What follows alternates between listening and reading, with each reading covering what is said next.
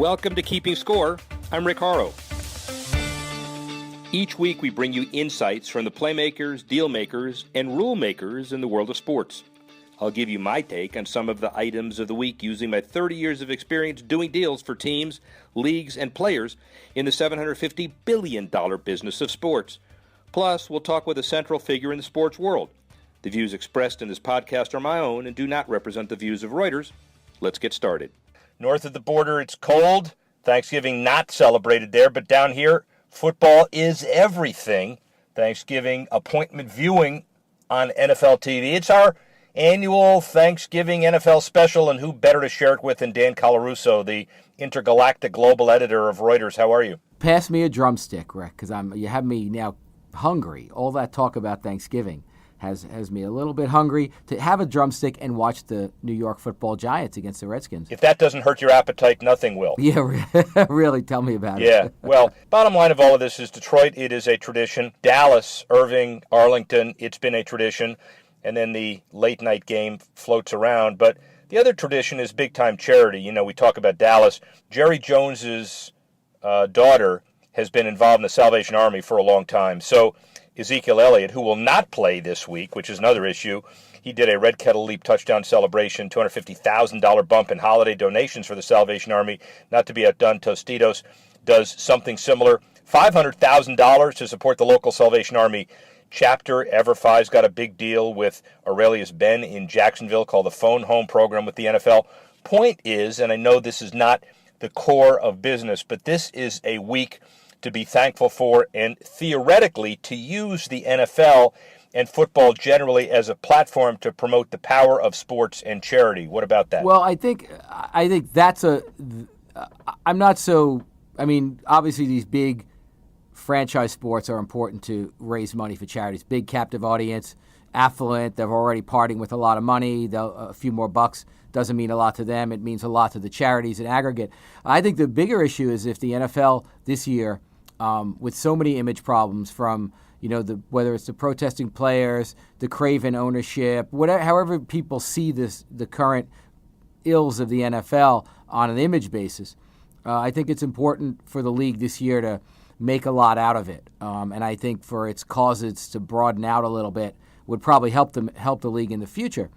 So I think it is more crucial to the business this year in terms of kind of, as they say in Silicon Valley, a pivot in the conversation at least. Because right now, as we know, the conversation has not been good for the NFL. Well, the segue is great because Ezekiel Elliott jumps in a kettle last year.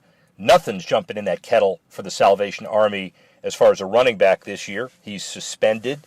Roger Goodell made the suspension.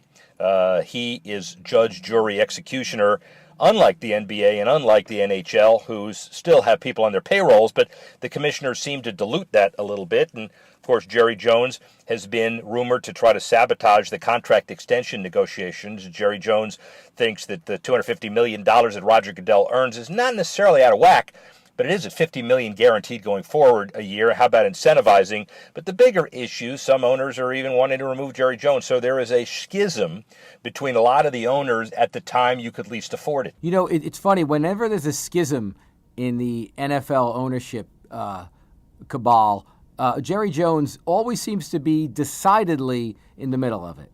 And I don't mean in the middle of the schism. I mean in the middle of the fight. Goodell's contract is heavy. It's $40 million a year, right? Possibility, maybe more, but 85% of it is in bonuses, which makes it incumbent on Goodell to kind of quash this rebellion civilly, just in order to get the NFL back to creating and producing and distributing a product that people want to watch. And that seems to be the issue these days, right? I mean, people don't want to watch it for any number of reasons, not the least of which is kind of the weird quality, the erratic quality of the games this year. So, I'm wondering from your point of view, like the NFL hasn't seemed to have done much right in terms of the past year and a half. What do you think it has to do right once Goodell is locked? Let's say Goodell re-signs. What does the NFL have to do right from there? And it's a really good question. So if his deal gets done on December 13, which a lot of people expect it to be, then one of the first issues is perception and discipline. The collective bargaining agreement is not over with, and there is a reopener, and the first thing they need to do is agree on process where the Players Association does not continually reject the discipline because the commissioner did it. Like we said, in other leagues, they've resolved those issues.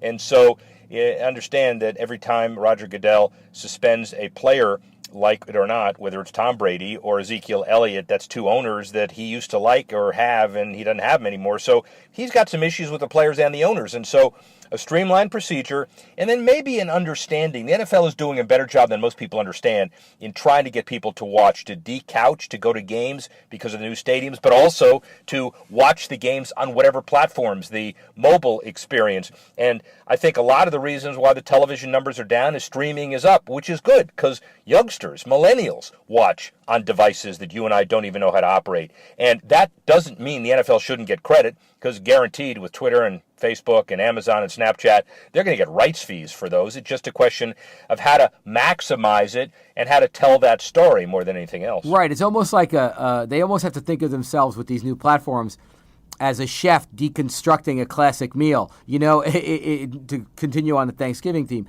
they really have to deconstruct the experience of an NFL game to put the appropriate parts on the appropriate platforms. And I think that's going to be, you know, do you continue to mine that fantasy vein, which has been very, very good for them. There are a couple of different, ancillary revenue streams that are going to be really good for them on these other platforms. How do you plug into those with the right product? Because putting the traditional game on those products may not be the way to go. What bells and whistles can you come up with on those products? What interactivity? You know, can I call a play for the Giants from Snapchat? I mean, it sounds silly, but is there an alternate game that you have going on to see if you can outcoach Ben McAdoo? I mean, that's kind of the interesting potential that the NFL has to mine, make it almost akin to a video game. The gateway drug to the NFL with this generation is probably more Madden than it is, rookie league football. It's a brilliant suggestion. I just wish you could have picked something harder than outcoaching McAdoo. Okay, how about a video game where I talk Bill Cowher out of retirement? Yeah, that's harder. or John Gruden. That's harder. I got it. So, the bottom line is the idea of interactivity is really important, and I think everybody does that. And our friends north of the border, may have it right with a lot of different things, and Canadian football is a big deal. And we talked about it before we got on the air today. Well, what's your thought generally about some of that? Well, when you say Canadian football, you mean the Vikings? Yeah, I mean a little north of that. So, and that is an interesting point. So the north of that. By the way, the league that's been in existence now for 105 years. Their Grey Cup is in Calgary. They're playing the Toronto Alouettes and their Grey Cup is in Ottawa. The Calgary Stampeders are playing the Toronto Argonauts. Mark Trestman, who did not coach the Bears well, or at least it didn't end well, is now one of the few people on earth who is trying to win two world championships with two different teams. The one with the the Montreal Alouettes, and now the Toronto Argonauts. It's big north of the border, but perspective in the CFL is kind of interesting. Well, when you first told me we had the CFL commissioner, I was a little bit skeptical, but you make a very good point that the CFL is kind of like if the entire NFL were made up of teams that ran like the Green Bay Packers. Seriously, like community-oriented, not with huge, tremendous facilities, not huge TV deal. That's that's different for the Packers because they revenue share, but they survive on the strength of the local community, a lot more like the NFL was probably in the 50s, right? But that works there under that economic model. You don't need another big football league probably couldn't survive if they had the revenue appetite that the NFL had, right? Packers on steroids, let's say. It's not just the Packers or one market. It's the entire Western Conference, effectively. There's one team that's not. But Calgary, Edmonton, Winnipeg, Saskatchewan, those are all cities, 800,000, 2 million, that could not focus on a team unless it was effectively community supported and community owned. So stadiums, they're iconic teams. Hockey does really well, as we know. It's the number one sport in Canada, but the Canadian Football League teams need a little help to keep the tradition going, and that's why the Western Conference teams are usually a signal and a poster child for the community ownership, and the Eastern teams are private owned, but listen, it comes together in an incredible situation that is kind of iconic for Canada. Jim Lawson has been the chairman of the board of the Canadian Football League, the commissioner, and everybody reports to him. He's a corporate lawyer, merger and acquisition guy. We talked to him at the Primetime Sports Conference in Toronto last week, heading to what he says is the toughest ticket in Canada. And here's Jim Lawson to explain how and why. We have somebody who's the chairman of the board of the Canadian Football League, not the commissioner, the chairman, Jim Lawson. And the bottom line, Jim, is that you have 9 teams in Canada, right? 9 CFL teams. And you have basically social mandates, social responsibility with all of them. There seems to me a bit more of a community trust-oriented set of organizations than NFL franchise. Not comparative, but it's so important to the fabric of Canada. Talk about that. Sure. Well, I think it's very much represents what Canada's all about. It's the Grey Cup is a big community event and festival each year, and people come from all over the country to come to the Grey Cup. 3 of the 9 teams, Rick, are community-owned teams, which is important. A lot of them are in smaller markets, smaller relative markets. Hamilton sells out every game. Ottawa sells out every game. Regina, the entire province comes to a game in Regina. So it's a big part of every community that it's in. But it's been the Grey Cup has been very much a part of the Canadian fabric and culture for so long that, and there's a big Canadian content in the league too. That half the teams are comprised of Canadian players. I don't know whether you knew that, but is it a rule that each team can have no more than X Americans? Is that the way it correct. evolves? Yeah. Does the X change on a regular basis, or has it been the same for years? It's been pretty constant. It's changed marginally, but it's interesting. The thing about Canada, there are pockets of population, and so when you go to university, you always know someone that's playing in the Canadian Football League. It's interesting because there are pockets of population, and these players that you saw playing in high school or playing in your university are in the Canadian Football League. So it really makes it part of the Canadian fabric. International show. This is going to be broadcast internationally, but I did get a kick out of the commissioner, the chairman, walking around today, and we're filming this before the Grey Cup, saying he had a little sandwich board saying, "I do not have Grey Cup tickets. Don't ask." It's a hot ticket. Problem. It's been sold out for 6 months. So pleasant problem. Wonderful. Give us your kind of elevator speech, career evolution. How'd you end up here?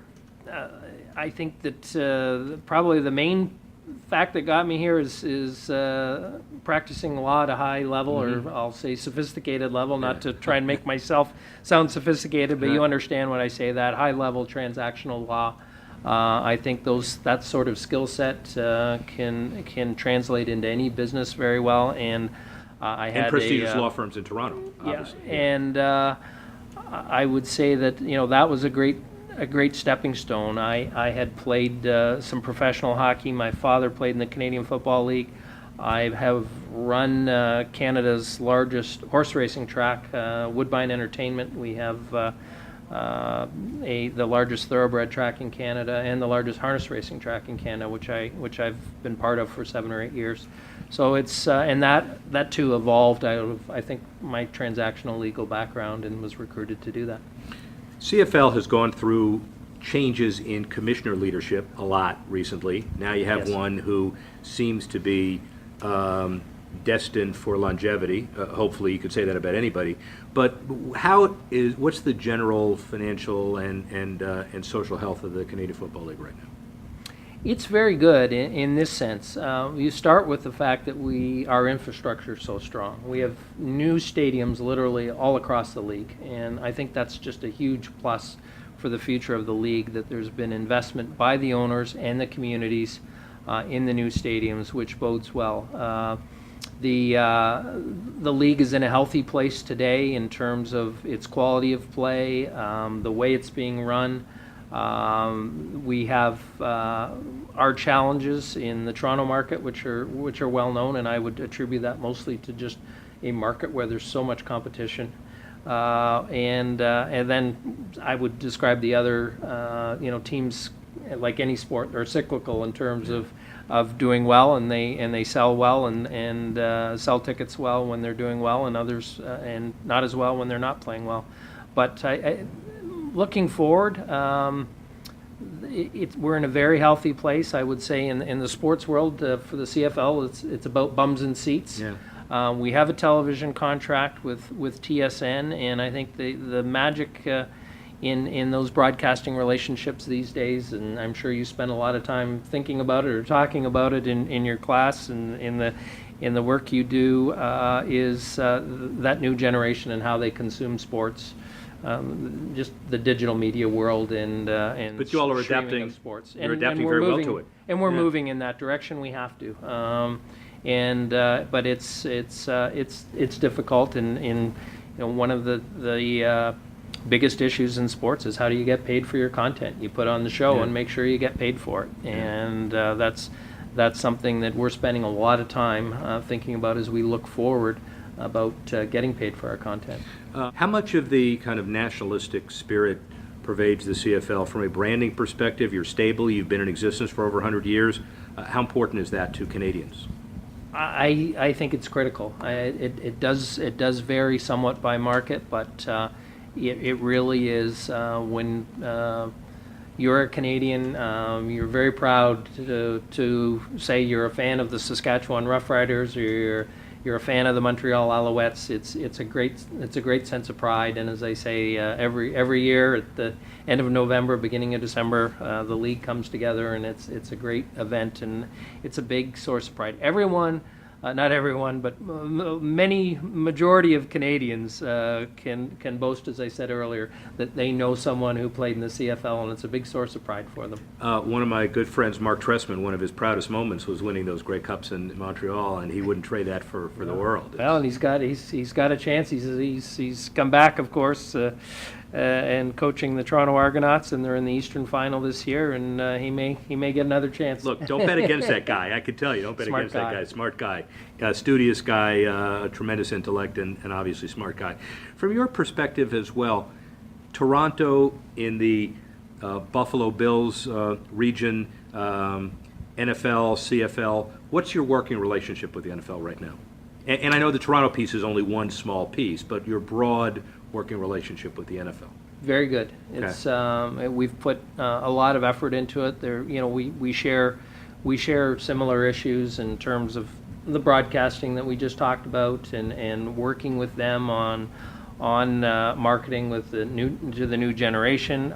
We've had joint referee programs. I don't know whether you're aware of that, but we send referees down to NFL exhibition games, and likewise we've had I think 10 NFL referees in camp this year. We're working on them, of course, a hot issue of player safety, equipment, and we're finding there's a lot of reasons to work together, and it's been very positive. Of course, Todd Lewicki, who spent a lot of time in Canada, is well known to us, and Todd's been a big supporter of these types of initiatives with officiating and otherwise. So we have a healthy relationship with the NFL right now. What's your greatest challenge? I guess you can consider, the youth football danger issues as one, and growth as another. But I'll let you, when you get up from a otherwise very restful sleep, being the celebrated hero of Canadian football, what's the one thing that gives you pause?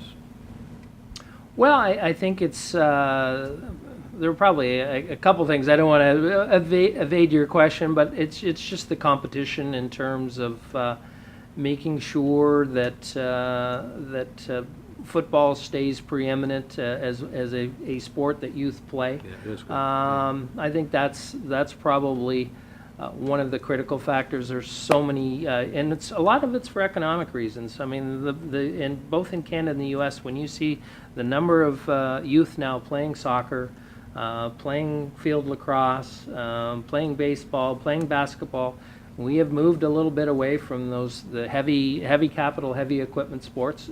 Hockey is struggling somewhat for those reasons in Canada, and so it's just the cost of some of these sports.